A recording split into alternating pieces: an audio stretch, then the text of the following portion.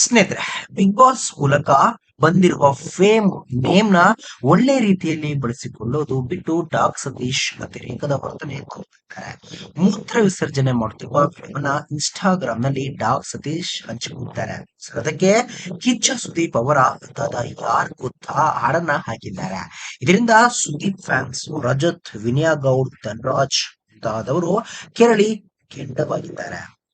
ನನ್ನ ಬಳಿ 20 ಕೋಟಿ ರೂಪಾಯಿ ಮೌಲ್ಯದ ಶ್ವಾನ ಇದೆ, 50 ಕೋಟಿ ರೂಪಾಯಿ ಮೌಲ್ಯದ ಅಪರೂಪದ ತಳಿಯ ಶ್ವಾನ ಇದೆ ಅಂತೆಲ್ಲ ಮಾಧ್ಯಮಗಳ ಮುಂದೆ ಹೇಳಿಕೊಂಡಿದ್ದವರು ಡಾಕ್ ಸತೀಶ್ ಅಲಿಯಾಸ್ ಸತೀಶ್ ಕೆಳಬಾವಿಸ್. ನಂತರ ಡಾಕ್ ಸತೀಶ್ ಮನೆ ಮೇಲೆ ಜಾರಿ ನಿರ್ದೇಶನಾಲಯ ದಾಳಿ ನಡೆಸಿತು. ಸತೀಶ್ ಹೇಳ್ತಿದ್ದೆಲ್ಲ ಸುಳ್ಳು, ಶ್ವಾನಗಳನ್ನ ಬಾಡಿಗೆ ಪಡೆದು ಸತೀಶ್ ವಿಡಿಯೋ ಮಾಡಿದ್ರು ಎಂಬುದು ತನಿಖೆ ವೇಳೆ ಬಯಲಾಗಿತ್ತು. ನಂತರ ಬಿಗ್ ಬಾಸ್ ಮನೆಗೆ ಹೋದ ಡಾಕ್ ಸತೀಶ್ ತಮಗೆ ತಾವೇ ಕಟ್ಟಿಕೊಂಡ ಬಿಲ್ಡಪ್ ಅಷ್ಟಿಷ್ಟಲ್ಲ.